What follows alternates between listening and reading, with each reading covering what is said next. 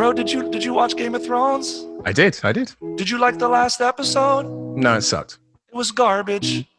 Dude, I feel like we're best friends. Are we best friends? Yeah, man, we're vibing. This is something real. And then at this point, I'd be like, Adam, would you come up on stage and take a selfie with me? And then the crowd would be like, yeah, go up there, right? And then we go in for like the hug, the bro hug. And then I don't let go. Like I would keep holding onto the hand. The awkward look. Yeah. Yeah, I don't let go. I just keep looking at him. I'm just like, fuck yeah. And then I try to pull him in for a kiss a little bit. And then kiss a little bit. Jay Sean's Basement Banter. We got you, my man. Look at you. Your background looks like you're a cam girl or something. I'm just out here like trying to get the vibe. Every time I go live on TikTok or YouTube, they're like, what's up with your lights? What's going on with your lights? And I'm like, it's nice. It's nice, right? I like it, bro. It's very nice. It's sort of like, it's better than you make ladies' ass behind you. Yeah, the lady's ass behind me, which is nice. What's up, bro? How you doing? I'm good, man. Thanks so much for having me on the potty podcast. Of course, bro. For those people who are not watching and are listening, we are joined by Morgan J. Already off to a great start because I can tell the Bants is going to be nice. The Bants is going to be there. Morgan, you're from New Jersey, right? But you live in LA now. Yeah, raised in Jersey, lived in New York for 7 years, and then been in LA for about 8 years now. So I started stand-up in New York when I was about 19, 20. Fucking mate. Honestly, how scary is that? Stand-up in New York. Oh. I remember the first show that I did, I couldn't sleep the night before. All I had to do was 5 minutes. And now it's crazy if I do a show now and they're like, all you get is 5 minutes. I'm just like, that's not even enough time to get started, dude. We can't even get started with 5 minutes. Dude, and obviously you have your own reels, you have your own shtick, right? Like the singing jokes is just so fucking great. I mean, that's not all you do. You like in terms of, I just want the people to know, is that bulk part of your show, or is that the show? Would you do it without the singing? That's the bulk part of the show. So before the quarantine happened, or coronavirus happened, this year I was experimenting with bringing stand-up back into my set. Because when I do a set, I usually get booked to do a full hour at a club or a college or wherever it is. And so I was experimenting with doing 20 minutes of stand-up up top and then 40 minutes of music or peppering the jokes throughout. So the bulk of it is music. However, and we'll probably talk about this in a little bit, but during this shelter in place thing, I've been evolving a lot, and I got this machine. I got this auto-tune set up. What, dude? Well, I got all these things set up for my live stream. So I have I have my guitar literally plugged in. Look at that, coming crystal. Todd, why can't we? What kind of amateur setup do I have? So I got this coming through, and then I got my phone. So here's the thing: I was experimenting so much. I'm getting off topic here, but I've been so excited because shit has been really transforming for me the last 3 or 4 months. But I bought a drum machine, right? Because I was like, I'll make beats, and then I'm like, holy shit, I have an iPhone, and I could just make the beats with the iPhone. So I bought for $4. I got one of these Akai drum pads. I don't know if you can see this. Look at that. Right? Yeah. So you could just be $4. There you go. $4 on the phone. Wow. You put it in the looper, and then so when I go live on on TikTok or YouTube, I'll just be people giving me super chats. Like, all right, what do you want me to sing about? What do you want me to rap? I'm not even a rapper. I'm not even a good rapper, dude. But I think people like to see you have fun. Yes. So I'm up there just having a good time on the freaking live stream, man. And it's so fun with all these new little tricks. So when we go back to performing live, I think my hour-long show is going to be way more different than it used to be. You know what I mean? So, look at his fucking stand. Sorry, I just had to move the mic. I had to move this around a little bit. My bad. Yeah, when you're jerking off with that, it makes your dick look bigger. That's a good thing. It makes it look huge. Yeah. That's great. Dude, I used to do these. I actually still do. I do it all the time. Todd knows. I fucking annoy everybody. When I'm doing my actual version of my song, I'll always do another version over the instrumental of just fucking freestyle nonsense. Yeah. For my own amusement. It's not for, and no one's gonna hear it. Dude, The only people who hear it is me and Todd, and he's not amused, but I am. No, and I love it. Yeah. And My favorite part. we know we finished the song by that time. So. There's something very liberating about not giving a shit when it comes to creativity and music. It's just fun, isn't it? It's like we take it too serious. Music and writing music, it's actually, I found myself, I don't know if you can agree with me, Morgan, it's so easy to take the piss out of people who are taking it too seriously. You know, it's funny you bring that up because I'm starting a new series on my YouTube. I'm going to try this new series. I've been experimenting a lot with YouTube content just called Songs from Scratch. So essentially it's just like, it's not even about being a good musician, because I know there's a lot of people who've been hitting me up now, like, how do I write a song? What's your process? Whatever, right? And I want to let them know, like I just have the phone. If you go to GarageBand, they have smart chords. You don't even really have to know. You just hit the chords. They can make the beat for you if you don't have any rhythm. So it's like, I want to do this series to let people know, like, if you just want to create, like, the song doesn't have to be good. And you know this, if you're writing a song, the first thing you write doesn't always end up being the final thing, like the way it ends up. So you just, come up with the idea, play around with it. So I'm trying to put out this vibe, like, let's just have fun. Let's play with it. No matter what it turns out to be, right? Like, if when Prince died, they said he had like a vault full of like, hundreds and thousands of tracks, right? That never got released. So I don't even know how many tracks it was. You know what I'm saying? So you just gotta play. You just gotta make this music without any resistance. Yeah, bro. I really feel that, and I feel like the taking it too seriously part is, I don't know. Maybe it's because I've been doing it for so many years. But I personally think, Todd, when we're in the studio, you know this, the best shit comes from when you're goofing around and just being fucking not taking it too seriously and having fun with it. And it was there was a time where we'd have the guitar and you've got like a brain fart and you can't be creative. And so what we would literally do is what you do, Morgan. We'd make a fucking song about a fish or something stupid. Yeah. And all of a sudden your creative juices start flowing again. You know, it's funny. I watched this interview with Chris Martin from Coldplay. He was on Howard Stern and he was talking about how he came up with Yellow. And the first hit, and he was just like, yeah, I was on this piano and I was like, what if I do a song in the style of Neil Young? And then he just was messing around with these lyrics and then it turned into the song. Of course. And it's just such a good example of what you're talking about. Like, just fuck around and then who knows, it's a hit. You know what I mean? Dude, you wrote a song famously about eating ass. Amazing. It's just beautiful. Did you ever watch the horrific, cringe-worthy rendition of I Can Make Your Pussy, what was it, by Brian McKnight? What was that song, Todd? Brian McKnight said I can make your pussy. Dude, listen to me. Go on, please. Listen to it. You are going to die. I'm going to look it up real quick. I'm not going to listen to it right now. What's it called? And let me show you how your pussy works. That was it? Let me show you how your pussy works. Yeah. Okay? Coming from Brian McKnight. Yeah. Hold on. I'm going to pull it up. I'm not going to play. I just want to pull it up for later. No, dude, please. I'm shocked at this. Let me show you how your pussy works. Wait, no, but it was featuring Brian. It says it's featured. It says Nori. Yes, there we go. All right.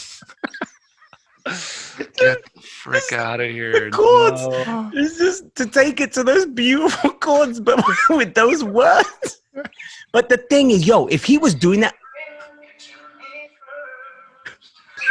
Oh my God, if you're ready to learn. Although it sounds beautiful, man. That's what I mean.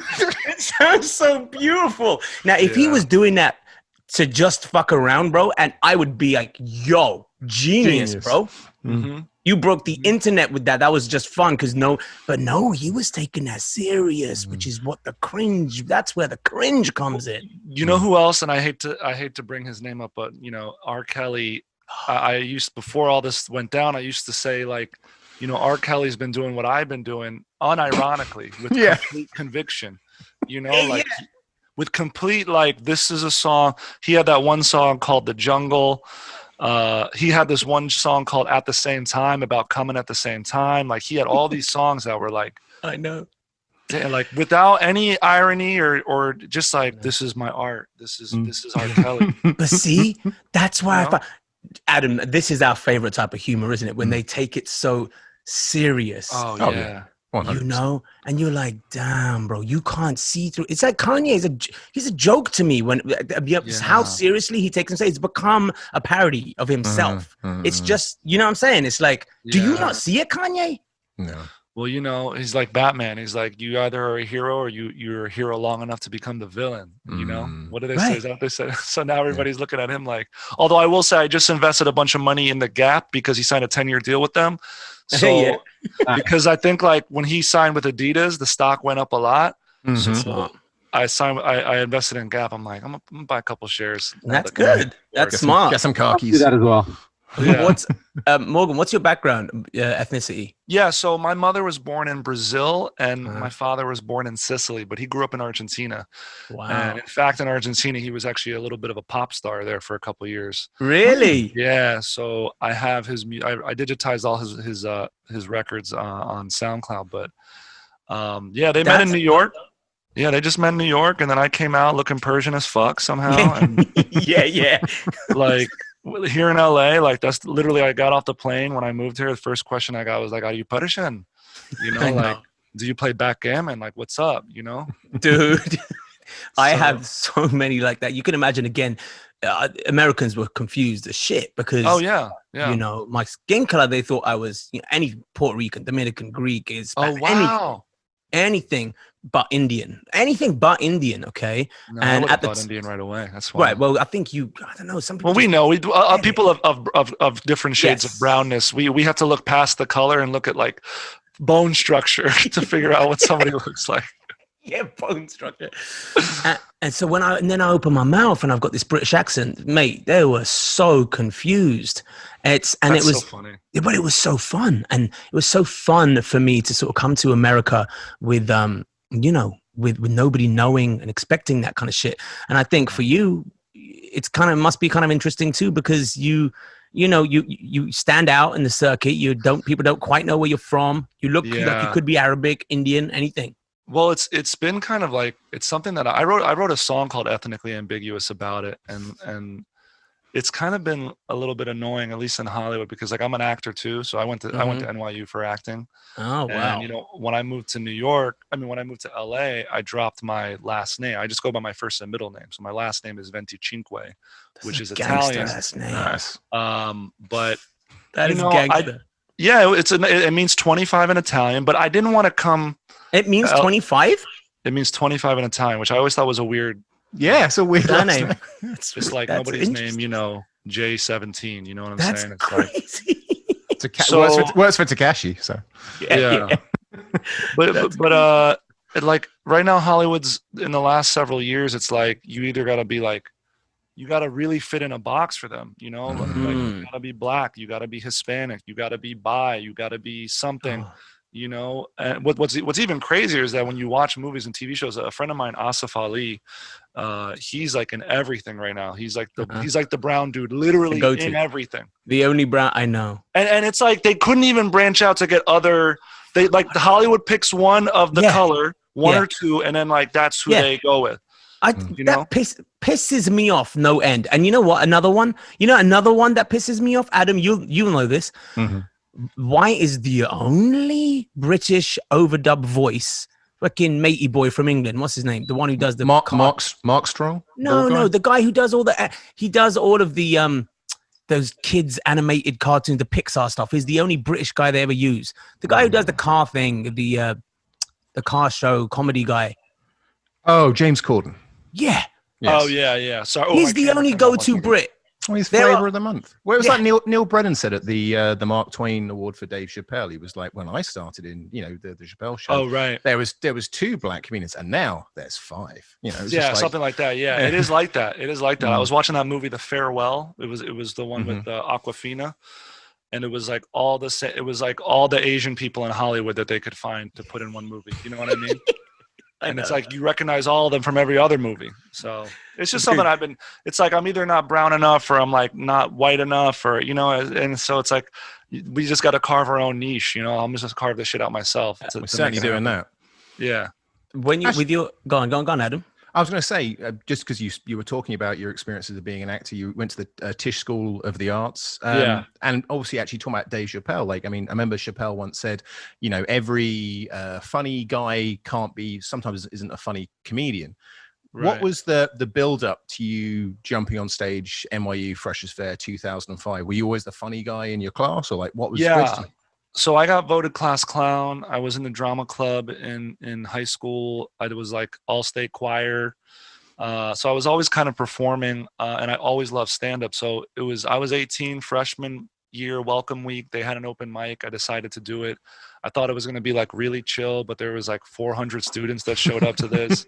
So now I got 5 minutes of like my first jokes were about how Spider-Man should shoot webs out of his butt and about, you know, like more logical, right? Because if you get bit, right? Logical. And, you know, it actually went really well, but, you know, the energy anyway, I didn't do stand-up for another like year and a half after that because I was focusing on the acting stuff. But I still always wanted to do it. But now I'm like, I don't know why I put off music for so long, because I didn't incorporate music into the stand-up until like 6 years into stand-up. Why do you think people like that? Because there are people who tried. I mean, obviously Adam Sandler tries to do that with this, and I don't find it particularly that funny. I like him a lot, but I don't find his songs that funny. Sure. Well, you know, Adam Sandler is talented in that he finds really funny premises and funny, like really funny things to put in the song, right? Me, when I started writing the comedy songs, I kind of approached it as a songwriter first and not a comedian, right? Because I think like a lot of comedians who pick up a guitar, they're like, I'm going to do a joke song about, you know, jerking off into a cereal bowl, right? So then they write the verse, they pick a, you know, the 1-4-5, they have the chord progression, and then they have the melody and they just repeat it, and then nothing builds, right? So then you're just like keep hammering the joke. And while I do have some songs like that, I try to work really hard to like do a song sketch, come up with a catchy melody, come up with a catchy hook. So that way, even if you don't, and the feedback I've gotten from shows is like, you know, hey, well, you know what it is? When I started doing the music comedy, I remember I would do shows and like people weren't laughing. And that's a problem. That's a problem, right? Yeah. But then they would come up to me afterward and they were like, man, I really loved your music. And so you realize like, oh shit, did I make this stuff too musical? Not funny? So there's like this fine line. So now I'm like, all right, I'll write some real tracks. I told myself during the quarantine, I'm going to try to write a verse and a chorus every day. Because, you know, all you need is like one number one hit, right? So why not I don't have to sing it. I could write it, produce it, and give it to somebody else. Right. You know? Why not? Wait, but when you say you write a verse and chorus, are you talking about actual songs, not comedy? Yeah, actual songs. Oh, that's great, bro. You know, because I feel insecure about it, because it's like being, you know, while we joke about like, you know, musicians and they take it really seriously, on one hand they do, but sometimes they come out with something like really heartfelt and beautiful, and like I'm always afraid to go there, you know. Right. Interesting. So I turn it into a joke, you know. Right. It's like two sides of the same coin. It's interesting because I had that experience. The reason why I don't dance, okay, I can't dance at all. I can't. No, I can dance, but not like choreographed dance. Right. Because I couldn't take it seriously enough. I'd look in the mirror and watch myself do this shit, and I'm like, started laughing. Oh, you look like look, Todd's laughing already. I look like such an idiot, and I was like, what are you doing, bro? Stop it. Right. Yeah. And so therefore I understand what you're saying. You're so used to doing that. But if you go there, you're like, wait, is that? No, that's it's not. Like if you go to a photo shoot and the photographer is like, okay, you're sexy. You are hot. Yeah. You're just give us it. Give it. You have that in you. And you're like, I just had nachos. I got food in my, like, I'm not ready for this. I know. No, but then you got to believe it. Like, you just have to believe I'm watching RuPaul's Drag Race with my girlfriend. And it's like, you got to believe you're a boss bitch, queen. Right. Right. Exactly. It's really interesting. I the more and more I've been sort of deep going into the depths of TikTok world, and you just like you get lost in there, bro. Like, yeah, I actually just deleted it from my phone, my main phone today. Really? Well, I have my phone, and then I have my live streaming phone. So I bought an extra phone. Oh, so you're still on TikTok? I am, and I'm telling you, that shit has like been changing my life personally. So tell me about it. How did? Tell me about this TikTok experience because I'm still trying to. Yeah, so I got in on October. A friend of mine worked there, and he was like, "Bro, you gotta post, dude. This is the future. I'm telling you, dude. You got." And I was like, "Fuck this. I know. Come on, bro. I'm like 33. I can't be getting on TikTok. What the fuck do you want from me, you know?" And so, and then quarantine hit, and at that point, I had like 17,000 followers on TikTok around March. And I hadn't posted. I had one TikTok that went kind of viral, and it was me ordering Wendy's, singing like, "Can I get some chicken nuggets?" Yeah. And so I was like, all right, I'll tell you what, I'm going to use this time to build my social media platforms. No judgment, no resistance. So then I had all these backlog clips of me doing crowd work with the guitar. So I just started posting it, and then one clip got a lot of heat. And then I started posting more, and then another clip got like 2 million. So now, Wow. and then the thing about TikTok is you could repost photos. Repost old posts. So like yesterday, I reposted my most popular TikTok, and in less than 24 hours, I have almost another 100,000 followers on it. So right now, Damn. so right now I'm at like 285K on TikTok. That's and dope. The way I look at it is TikTok is like the lottery. And from what I understand, if you post every day, they will help your account if you post every day. Really? No, I don't know to what respect, but it like they reward you for using the platform and being on the platform. Yeah, Chinese government are like that. They're pretty cool. You heard about the Trump administration trying to ban TikTok? Yeah.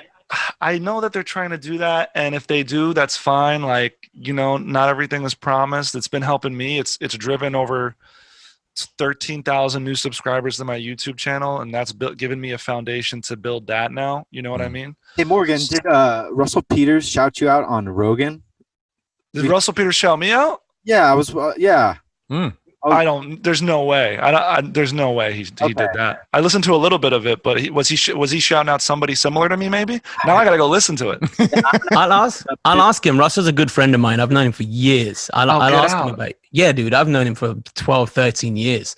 And so yeah, he's actually. We've had him on here. I'll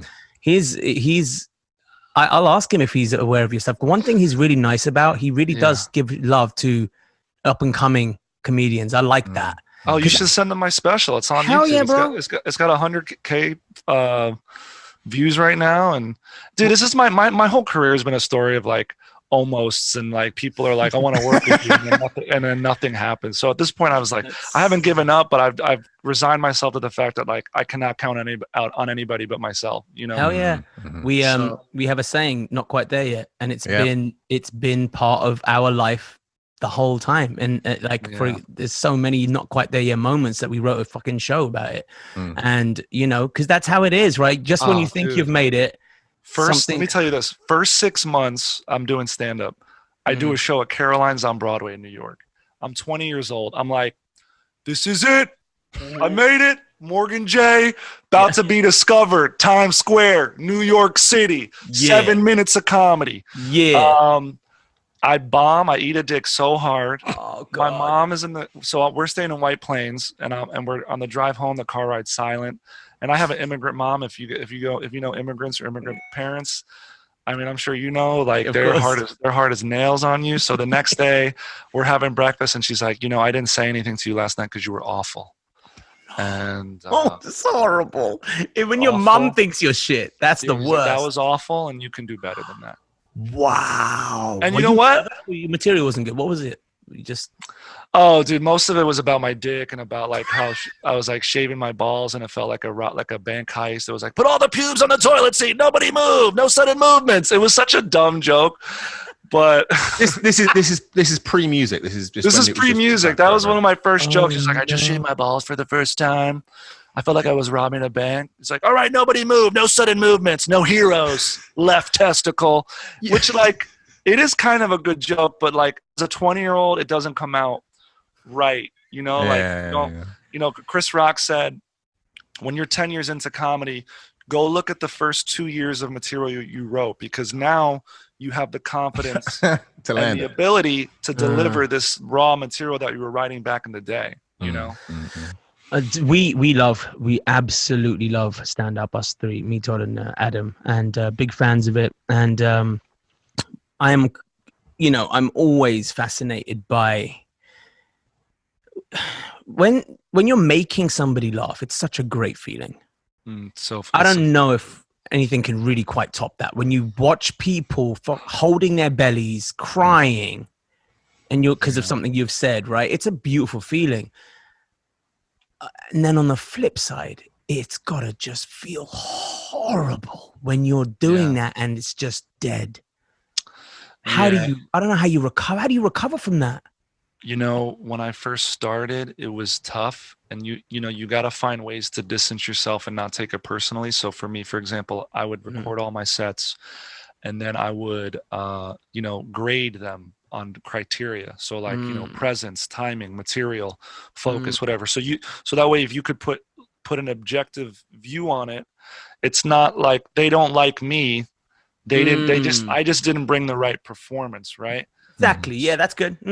So make it objective.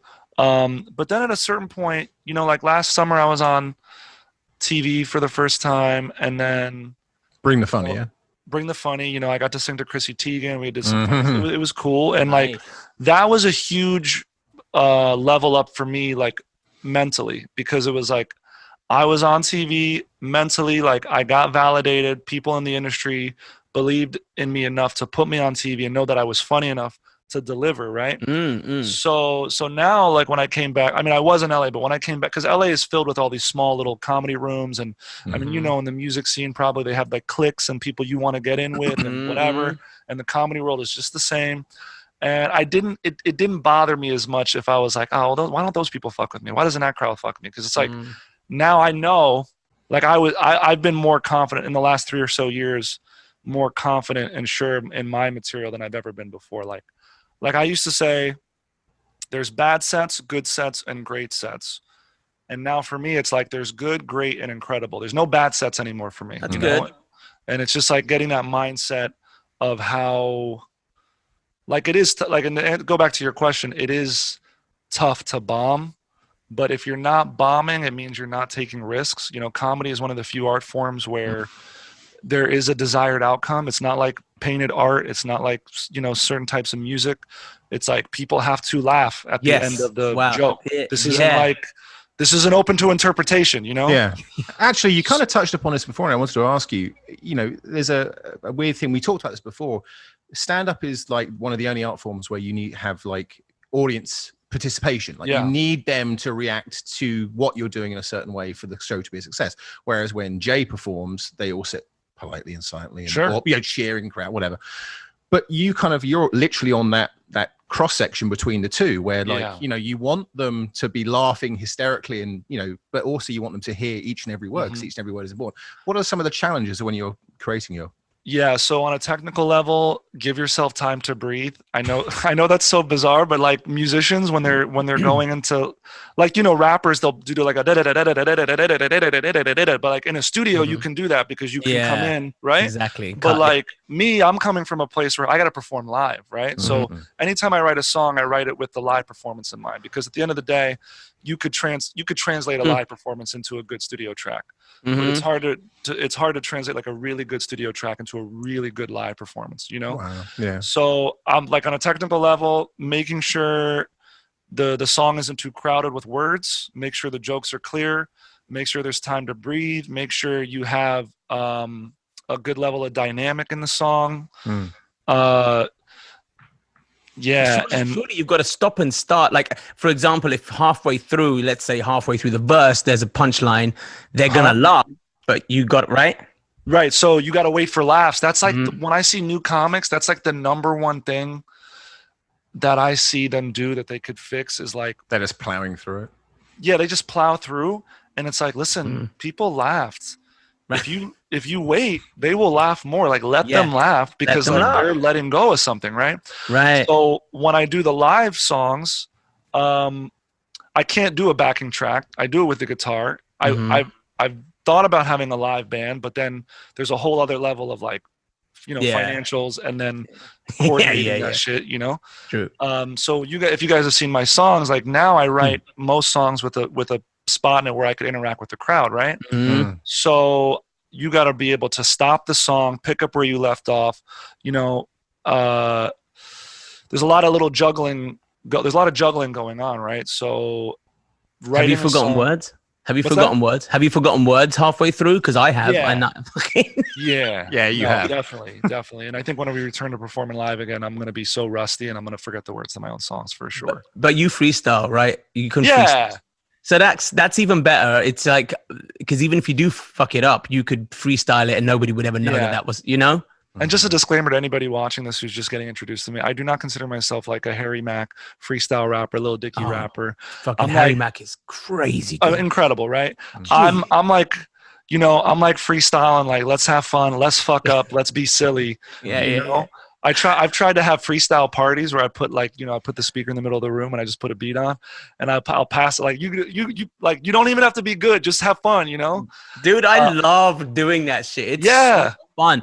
In fact, can we do something like that? I'm happy to do it. Do you like if we were to chuck you random words? Sure. And you could sort you want me to put a beat on? Yeah. Well, you spent $4. You might as well put it to good use. All right, let's see if we can do a beat real quick. Let's do it. That'll be so fun. All right. Oh yeah, girl. Real simple. That's how we do it. Yeah.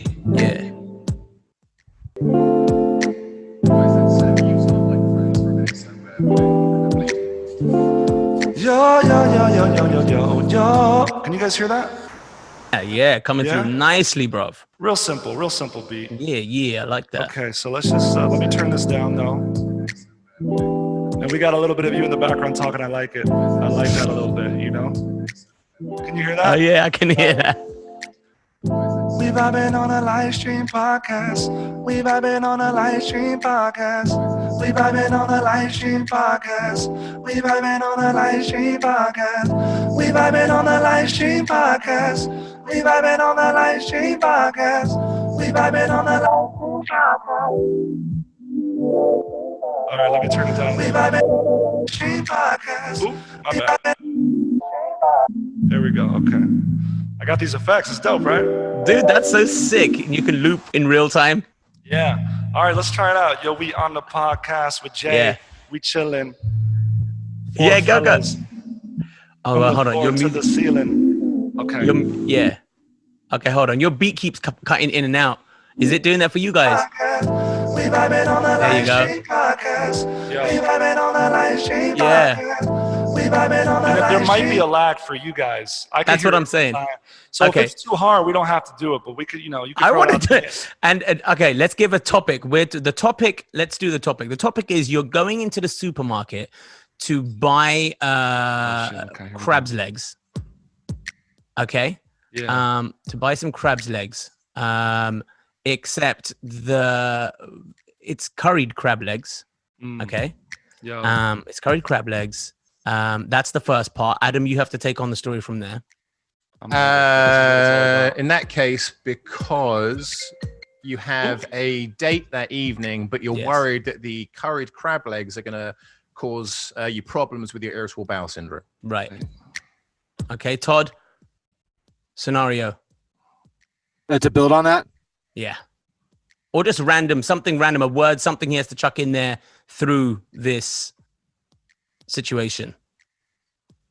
Al Pacino was I see him behind it. Okay? Al Pacino. Al Pacino somehow, some way is involved in curried crab legs. This is more stuff I had to put. I'm nervous, dude. Listen, but like I'm gonna speak true to what I said. I'm gonna have fun with it, and we fuck it up. It's okay. Let's go. It's okay. Al Pacino, curried crab legs, and irritable bowel syndrome. Yeah. We vibing on the live stream podcast. The other day I met on the supermarket, trying to get something really delicious. I got a date on the live stream podcast, trying to get it right. Gonna get some curry crab legs, but I'm all up in my head. Will it come out of my body? All fucked up, I don't know, but we gonna go through with it. Now, what's the next thing? Date that evening with the girl I met on Tinder. Don't know if you have seen her. A bad bitch, she got something. Okay, now we on the date and we went to get a glass of rosé and she was like, you real cute. Maybe we can go back to my place and smooch a little bit. I got the movie Heat on Blu-ray, DVD, Al Pacino, you and me.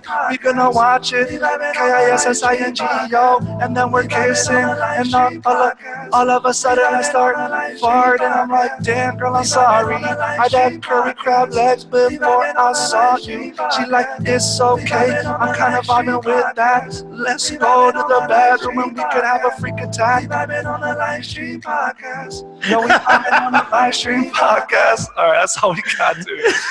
We're just talking okay. about, I don't know, man. I like the fact that she said, it's okay, I'm kind of vibing with that. I'm kind of vibing with the smell of your crab curry. She's vibing with it. Low-key, I like crab curry, me too. But this melody is hard as shit, though. That melody is good.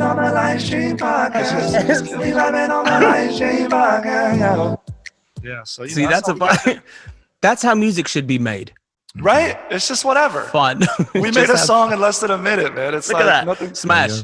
Yo, Yeah. I saw this fucking, especially these hip hop records nowadays, the trap ones, bro. They could be about any. The fact that really Broccoli was a smash, a song called Broccoli, bro. Yeah. Yeah. Okay? It Yeah. doesn't matter. It's I'm like, telling you, these kids got to believe in themselves. You could just pick a vegetable and make a hit. You know what I'm saying? yo, pick a vegetable, pick a topic. It's just like, I think people just see deep down, people want to have fun, don't they? I They didn't want want to say this, but I'm about to release a new track right now on the podcast. It's called Carrots. Let's go. No, I'm just kidding. I don't got Shit. it. Oh shit. You know what we need? Oh, you know what we need, Todd? We need a fucking soundboard. All those shits. Let's get like serious. Let's get, you know what I'm saying? Yeah, this is what we need. I need this now. Well, that was fantastic, bro. Thank you. Yeah, you know, I'm gonna put a clip out. I don't know if you got a sound guy, so you know how he could probably let you know how I set this all up. You know, Dude, it's sick. I wish I had that set up because I used to like I love beatboxing, but I am so lazy with the technology because cause it's not my job, right? I guess my job is I go into the studio and I sing. And I said to Todd, I was like, dude, in all this time, I still haven't learned how to record my own vocals. Like, because why? Why would I? Because I've never had to. I go in there and I sing. Somebody records me. Yo, these 12-year-olds to 18-year-olds on TikTok, bro, they know how to do everything, man. I'm like EQing, fucking. I feel like I'm behind because these guys they can make everything like that with nothing but GarageBand, you know. I'm still hearing, I'm vibing with this time. Okay. We vibing on the live stream podcast. Yeah. It's hard. It's hard as shit. Yeah, bro. They just, because you know what? They're having fun. And I think that's the difference. I think there's no resistance. They got no resistance. Bro, I was talking to my manager about this and I said, okay, for us, truth be told, TikTok, posting on social media, this shit's a fucking job. It's a chore and it's a job. Okay, must stay relevant, must do posts, must blah, blah, must post at this time because that's where most engagement. These kids don't give a fuck, yo. They're having fun with this. TikTok for them is fun. For them, they're groomed to be used to it, right? So if you're Gen Z, you know, you're used to indulging in selfies and photos. Like you don't feel weird about it, right? No. Like I'm sure you guys, like I feel weird about being in a public space, like just taking a selfie for no reason to flex or something, right? But in their head, that's totally normal. So normal. So we have to kind of adjust our thinking like, no, this is normal now, and let's just do it without any. And by the way, they're not looking at us like, you douche, because they're all doing it. You know, it's not like they're judging. So the only people who's judging is ourselves. We're judging ourselves, and we feel stupid about. Adam, you're laughing. You look like you want to. No, it was just because that was going through my mind a couple of days ago, when I was watching your quarantine love song on the beach. When you're kind of like you're dressed up in like the 1990s stuff, and all I could see on the beach, I was just like, I wonder if everyone's sat there going like, what the fuck is going on over there? And there were people. There were people doing it, and you just have to. You got to get those views, man. I'm telling you, you got to get that engagement. You got to power through, bro. You know, we don't got a closed set. I'm not, you know. Actually, that was another question I wanted to ask you. You know, your special was called "I Hope My Ex Doesn't See This." It's fantastic, really, really amazing. Oh, thank you so much. Is there an inherent danger? Because it feels like everything ends up in the song. So like, you know, your current girlfriend, your friends, your family, is there inherent danger to being a friend of Morgan J that you might end up in a song and have any notable situations? Yeah, I mean, I think there always is. I think I try to keep so all my songs are probably inspired by, you know, an ex or a girlfriend or something specific. But then when I write it, and I think, you know, when you write music, any sort of song, you need to make it specific enough to connect with people, but like general enough to have a broader audience, right? And that's like the balance. I heard Justin Timberlake talking about, you know, writing a pop song is actually way harder than you think it is, because, you know, you can have that good whatever that thing that people like in the pop song. So to answer your question, I'm getting off on a tangent, but yeah, I mean, there is a danger for sure, but I got to be sensitive to the people around me, you know. Like my girlfriend, she squirts, so it's like I want to write a song about that, but I also don't want her, like, I wanted to write a song about like, is it pee or is it what? Like, what if it's like they know that the water's on the moon, but they don't know what squirt is. What the fuck? You know what I mean? Like, yo, have you seen what is that Ricky Gervais thing where he talks about the water and the cum and the squirting? Isn't it in what is it in? Is it Humanity? What show it was in? I think it was I can't remember, Afterlife or something on it. And he's talking about that, and it's so true. Yeah. It's like, we know there's water on the moon, we know there's water on Mars, yet we don't know exactly what it is that comes out of a woman. That's the funniest. Because I think even they worry about the fact that they think it might be their pee. And I don't want anybody to be insecure about it. I'm like, let your free flag go. Like, let's go. You know, I hope you do know. I hope you know that the clip that we're using right at the top is going to be because my girlfriend, she squirts. That's literally what oh no. Okay, it's just because it is. Because that's the soundbite. That's the soundbite. Listen, I'll tell you what. If you can give me a different soundbite to share, so that way my girlfriend doesn't kill you. Just give me like my own special one, and then that way she doesn't particularly die. The rest of the world won't see that. Don't worry. Yeah. Okay. Great.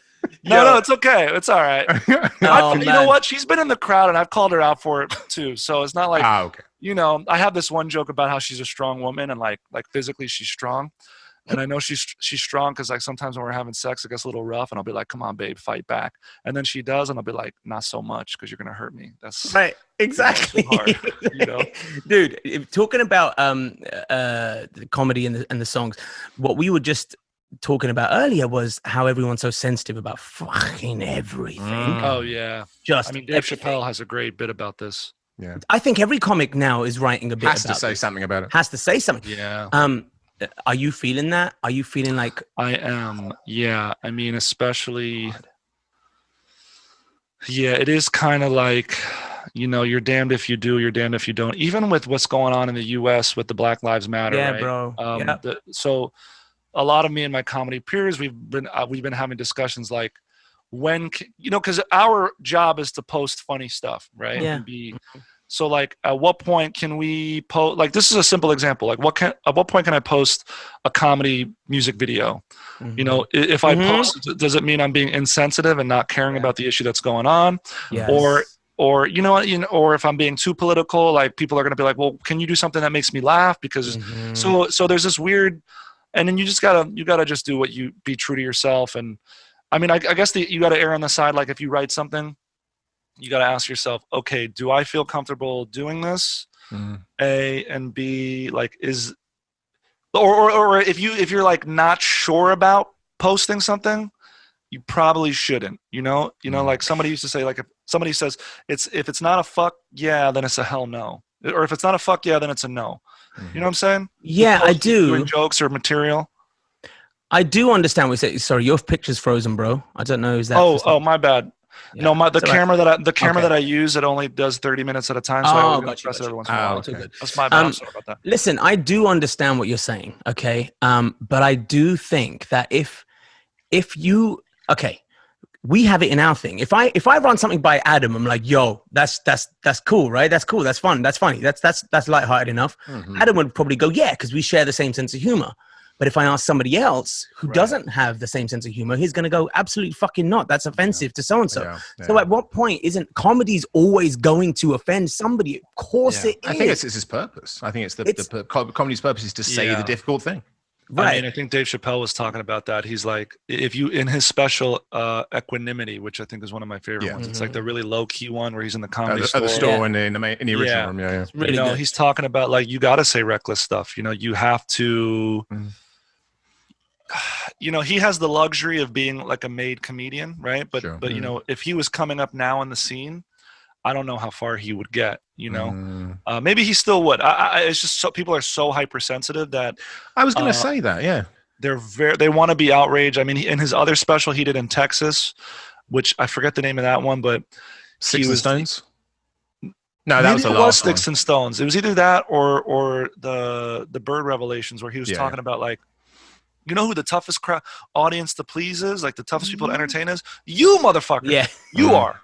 So Exactly. I think you're always gonna have to, you know, what did Lincoln say? He said, you could please. No, that's not the quote I want to go with. Either way, you're gonna have to turn your back on half the people at some point. You know what I mean? Yeah. Well, I mean, Jim Jeffries said in his special that came out yesterday, he was just like, you know, he listened to Dave Chappelle's special. He said, I enjoyed some of it I didn't like. He said, but guess what? He goes, yeah, the jokes that I didn't like, I just didn't complain about them. I just, you know, I ignored about them, you know? Right. Just fucking don't want, like, let go, whatever. Yeah. Also, if you're a comedy fan, what are you doing complaining about shit? You have paid money. You know what this entails. Yeah. I understand if people aren't stand-up comedy fans because they just won't get it. But if you are a stand-up comedy fan, understand what's going on. You know it's a fucking joke. Well, Frankie Boyle says, like, you know, he was like, you know, this comedian up on this comedy stage in this comedy club, is he joking? Yes, I'm fucking joking. Yeah, dude. Exactly. I was really looking forward to going to. I was supposed to go to the UK next month. I was supposed to go to Scotland for the Fringe Festival. Oh, you kill it at the Fringe, man. I was really looking forward to it, man. I raised all this money. I was like, because everybody kept saying I would kill it at the Fringe, and then the shit fell off. So Perrier Award, Perrier Award 2021. He got to be, man. Yeah. Do you feel like? So I feel like the sense of humor in America and England. Very different, but it's closing. The gap is closing for sure. But there is a lot of shit that you can. There is a very typical British sense of humor. Are you drawn to British sense of humor? Do you like it? Or I love it, man. I know they're a lot drier over there. I feel like I will say the crowds are probably a little bit more ruthless. However, I was also told they really love musical comedy over there. Right. They're Bill into Bailey. Yeah, like I don't know if they love it, but they're more open to it. Like here in the States and in the industry, at least in Hollywood, you know, musical comedy is kind of looked down on. You know, they think it's a crutch and whatever. But I was told going out there they'd be down with it. So I mean, yeah, it's definitely nice. It must be nice to have your own niche, you know what I mean? Like your own sort of thing that you do. And because what's so funny is that when I started watching your videos first, I was wondering whether you give a shit while you're singing live, if like you're not hitting all the notes. But do you give a shit? I do, man. There's like, if you watch, so my second TV appearance, I did that song ... And the first note is 7 o'clock on a Friday. And I remember watching it and I was so fucking flat. And I was cringing like, oh, really? God. Because that didn't come off to me like that. You see, because clearly obviously you got a nice voice, right? So you can sing. But I would have thought the comedy element would allow you to get away with not being perfect as when you're singing. You're probably right about that. It's probably just me nitpicking and being like hard on myself. But I, like, you know, one of the reasons I didn't do music comedy or sing for a long time is because I never thought I had a good voice. Right. Interesting. I was comparing myself to, you know, the Beyoncés and people with like really powerful, beautiful, incredible voices. Like, why should I sing when I live in LA and I lived in New York and I went to open mics and I saw the talent that existed, you know? So I was in my head, I'm like, who am I to do what these musicians who sound incredible? And then the first time I picked up the guitar and did a song live on stage, I mean, I was shaking, you know, and I was like a seasoned, you know, stage performer, but I was so nervous about it because I thought my voice was like, And then the more feedback I got, people were like, no, your voice is really special. It's really unique, you know? So I learned the difference between, you know, a really powerful, strong, technical, beautiful voice and the difference between like a unique, you know, Michael Bublé is a good example, right? Because Michael Bublé is a really good singer, but he has definitely a special tone to his voice that I think people love. One of the reasons why that makes him such a huge success. Right. But when I do go flat or sharp, or if I'm like, there's some days like I just can't, I don't know what's going on. Normally I'm pretty on pitch, but I get so frustrated, dude. I don't even know how to say it. That's so interesting. That's the artist in you, but I can tell you as an audience, and of course, I mean, I'm in the music industry, and even for me, because we're the worst critics. God, I mean, don't ever like watch, you know, America's Got Talent or anything like that with music people. We're just the worst. Dude.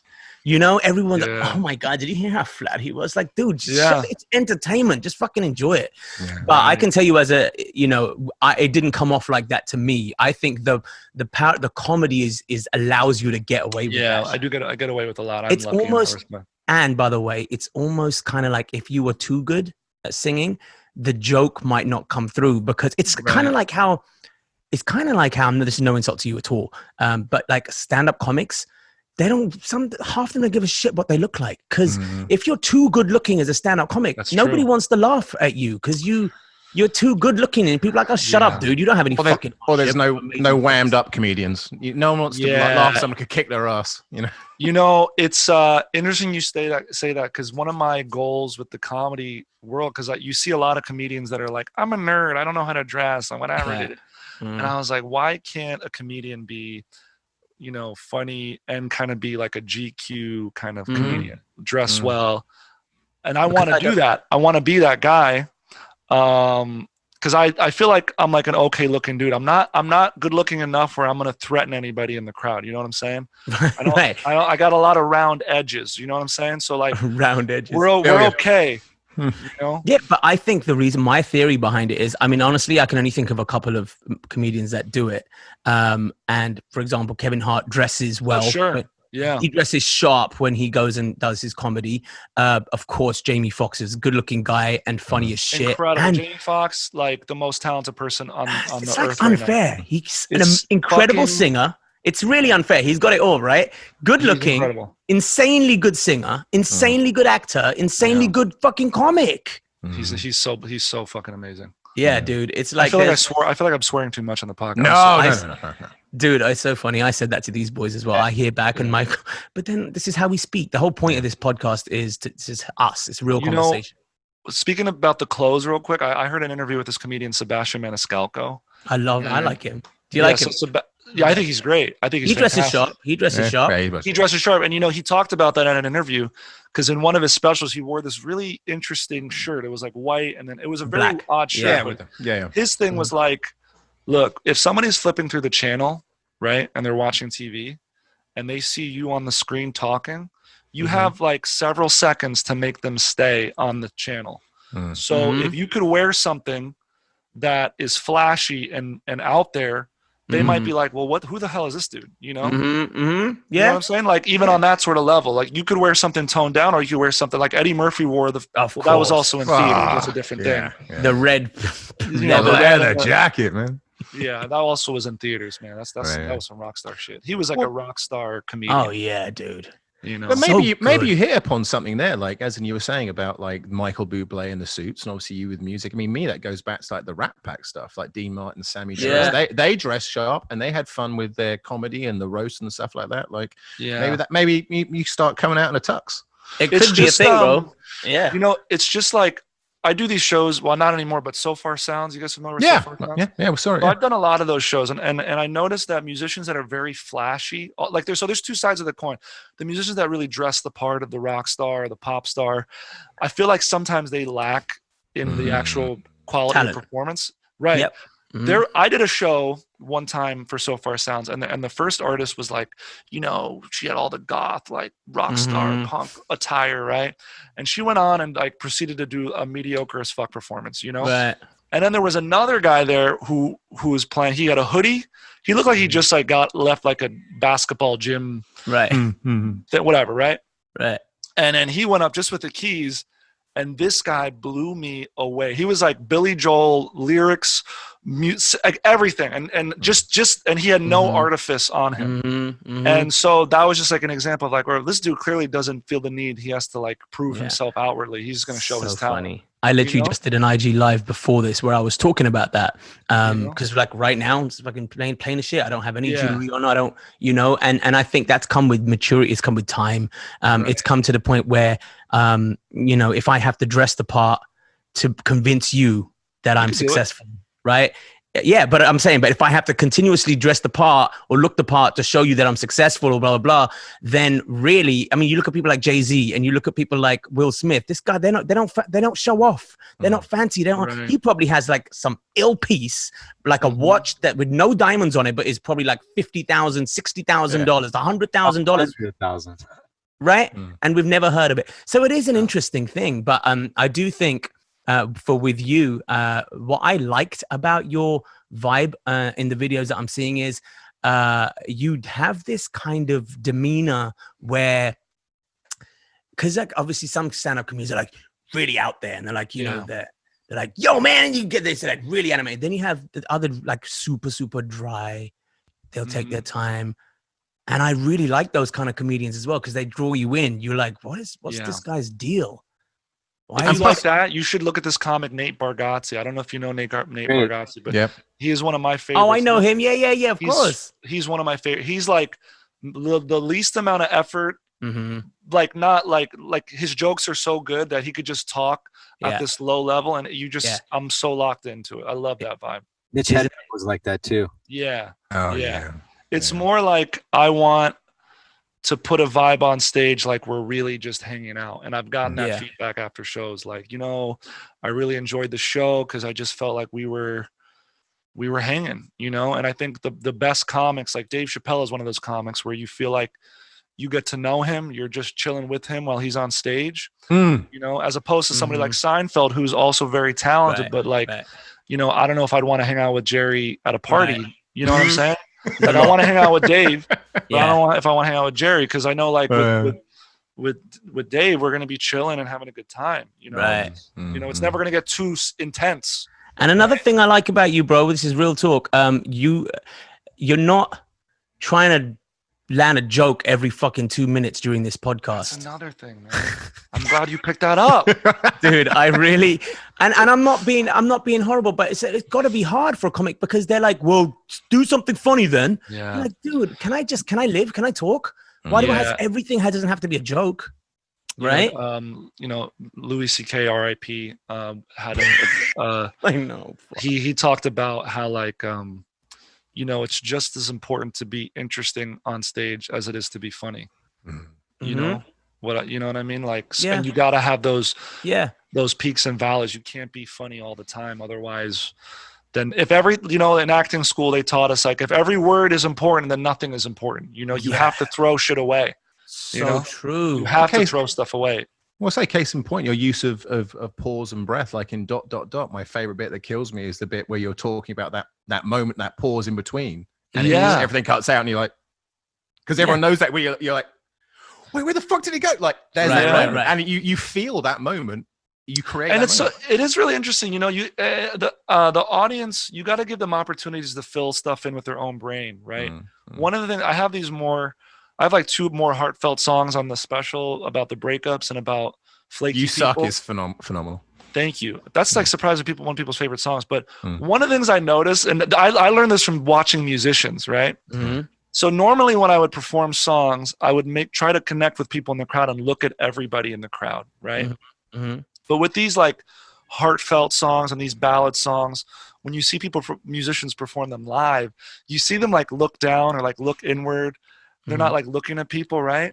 So then the audience is watching. You're like, oh shit, he's going through something, and they connect even harder with it. Because I've done this song 2 different ways where I sing it and I look at people, right? And then I've done it where I kind of just like sing it to myself, inwardly.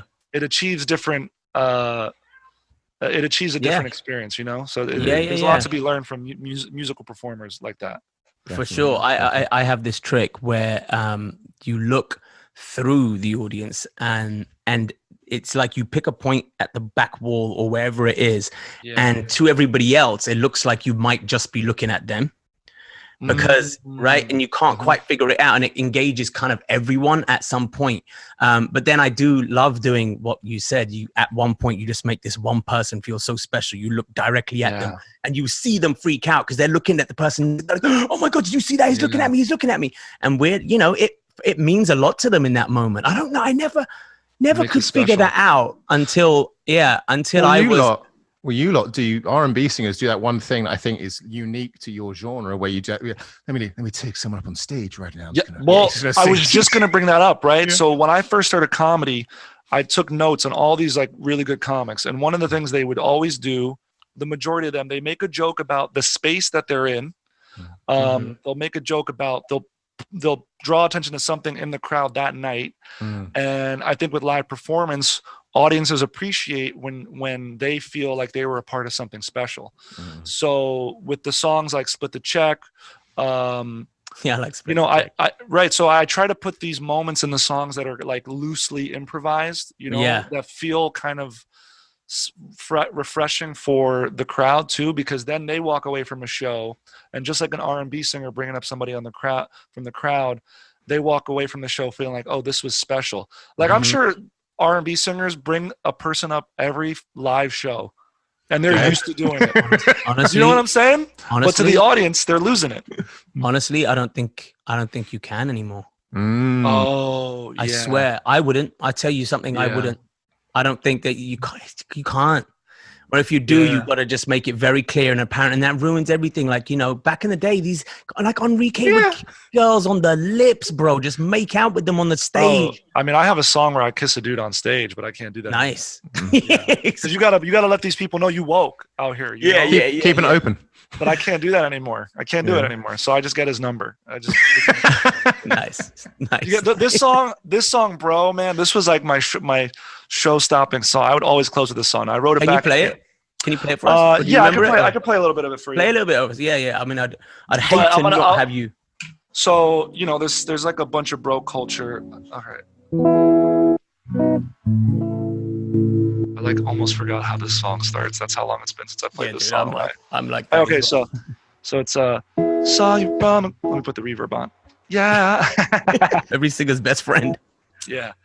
Saw you from across the room with your solo cup. You were with your crew, I didn't want to interrupt. You got this vibe that makes a dude wanna blush. Can't deny it, boy, I think I got a man crush. Bro, I just think you're really cool. And bro, just wanna be your number one dude. Oh, fuck y'all. Okay, so then there's another verse, but I'll pick somebody out, and I'll be like, Adam, can you unmute yourself, Adam? Sure. Adam, damn dude, I saw you walk in the room tonight, and I was like, this dude's got a cool fucking vibe. Damn, Adam, that's a cool name. I've never heard that name before, bro.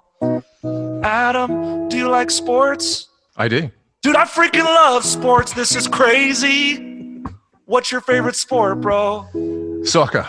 Dude, I love soccer. You call it soccer? I call it football. Thank you. That's what you call it, right? I did that as a courtesy to you Yankees, yeah. Thank you, dude. You don't got to do that. That's why we're vibing. You don't got to do me no courtesies, Adam. What's your favorite? Do you like Manchester U? What do you like? Fuck Manchester, Arsenal. Oh, that was a best friends test. Fuck that team, dude. I fucking hate that team. Do you like chicks, bro? Yeah, I've been known to dabble. Dude, I freaking love chicks. Yeah. You're so cute and soft and shit. Bro, did you watch Game of Thrones? I did. Did you like the last episode? No, it sucked. It was garbage. Mm-hmm. Dude, I feel like we're best friends. Are we best friends? Yeah, man, we're vibing. This is something real. And then at this point, I'd be like, Adam, would you come up on stage and take a selfie with me? And then the crowd would be like, yeah, go up there, right? And then we go in for like the hug, the bro hug. Mm-hmm. And then I don't let go. Like I would keep holding onto the hand. The awkward look. Yeah. Yeah, I don't let go. I just keep looking at him. I'm just like, fuck yeah. And then I try to pull him in for a kiss a little bit. And then kiss a little bit. Yo, but sometimes the crowd, they want it. Yeah. Hey, AJ. Dude, haven't you never had a situation where they're like that could spark off a fist fight, bro? Yeah, yeah. He could be like, "What the fuck, dude?" I have had moments where like I'll get, somebody very, very normal hetero to the Right. max, and like they'll come in and they'll literally whisper at me, like, "Hey, dog, don't kiss me. Don't fucking kiss me." Like they know that it's about to go down. So at that time I was like, "Yo, don't kiss me, please. Don't." Might trigger some life crises there. Oh So god, that's amazing. the fix that I did for that was after we take the selfie, instead of the kiss, I'll be like, "Hey, can we let me just get your number, bro. Let me don't airdrop to me. Text it to me. Let me get the photo. Make sure to tag me on that. And when you tag me in your feed, not your story, bro. I want a full fucking feed post at Morgan J is my best friend." And then it's just so fun. That's awesome, bro. Yeah. Thanks, bro. Dude, this has been a blast, man. Shit. man. Have you That was enjoyed really this? fun. I've I had a really great time, man. This was fun. Yeah, dude. Thanks, I feel man. like we're best friends. You know what I'm saying? We're best friends, dude. You know what I mean? Like feel we like we're should best definitely friends. yeah, I'm feeling that vibe. We have to though. When we're in fact you're in LA, but next time we're in LA, man, we'll actually hang when we can actually get out. I'd love that. Wait, Yeah. you guys are where? He's in LA. These boys are in LA. And he's in Okay. New Jersey right now. Yeah. Wait, you're in in New Jersey? Yeah, dude. Where in New Jersey you at? In Demarest in Bergen County. Well, I grew up in Mahwah. Okay. I So grew up in that's- Mahwah. And I played Demarest in tennis when I was in high school there. That's so There you wild. go. Yeah, Yeah. man. It's nice. I like this area. Like it's so close to New York and it's it's a beautiful. I My like brother it. lives in New Jersey gets shat on so badly by It everybody. does. But like it's still one of the most like by New York, it's one of the most nicest places to have houses. I And mean, chill. look, they're riding horses over there, bro. They got horses in your state regularly. Or people are regularly riding horses in your state. Like you're okay. It's vibes. I like it. Okay, we should probably wrap up because my I have 10 minutes before my babysitter leaves, and The structures of life. 2 little ones to attend to. Yeah. But bro, kids? thank you, Matt. Yeah, kids, Yeah. bro, a 6-year-old and a 2-year-old. Oh my god, it's so wild. Yeah, it's crazy, bro. It's a trip. But yo, I mean, we can get into that another time. But my daughter, bro, she keeps me so. There is no way on earth I could even get a big head with my daughter around. Yeah. First of all, she does not listen to my music, refuses to. Right. She says a couple of them were all right, is her own words. A couple of them are all right. The other day we were watching one of the American Idol competitions, and it was like she likes to watch all the kids course, right? Yeah. The kids, and then from there they randomly went on to this other one, and it was a terrible audition. It was just shit. Yeah. And she heard me go, of course, like a music head. I went, ooh, like that, right? And she's like, Dad, do you not like this show? I was like, no, I'm just saying it's just not, that person's not that good. Yeah. Have you been on it? I was like, no. She's like, are you just mad because they're not famous Damn, enough? the shade. Are my you just goodness. mad because you're not famous enough to be on it? Is what my daughter said to me. Oh boy, that's Amazing. These kids are. Imagine being like Kanye and your daughter. Kanye shows you the track and your daughter's like, I don't know, I don't like it. And Yeah, like, dude. imagine these kids don't have any frame of reference. None. It's so good. I Yeah. love how her put downs are the best. Like when she just thinks I'm not famous enough for any of this shit, it's the best to me. That's so I love funny. it. Oh yeah, it's amazing. All right, boys. Well, it's been a blast, guys. Great. Everybody Thank you so listening. much. Yeah, man. Morgan can just shout out where everyone can find your stuff. Yeah, so the main platform I've been working on is my YouTube channel. So if you just go to YouTube, type in my name, Morgan J. I do a live stream every week now. We call it the Friday Night Vibe stream. That's dope. I would checking So- that out. Yeah. Yeah, so it's mostly just I put some lo-fi beats on that I can play, without any issue on YouTube, and then we do people, Mhm. throw out some words or things they want me to rap about or sing about, and then we just have fun for like an hour or so, and that's all it is. I do dope. that on TikTok and on YouTube at the same time. Love that. We call it and Love I think I that. might do it more because people are really they dig it. So Yeah, dude, that's fun. And it's interactive. People can, they feel it's just Yeah. fun. Okay, at Morgan J for everybody who's listening. Yes. For the people who are watching this, I hope you guys have enjoyed the Bents. Yeah, man. And we will be back with another episode next week. Bro, thank you so much, man. Thank you Yeah, guys thank so you, man. much. I All right, appreciate brother. that. Thank you for reaching out. I really this is really great. I really Yeah, of course, bro. Dude. I'm really glad. We'll let you know when we put it out and stuff like that, so you can, if you want to share and all that good stuff. Okay, sounds good. All right. All right, guys. All right, my Cheers, man. Take Peace, care, man. peace. Peace. All right. Bye.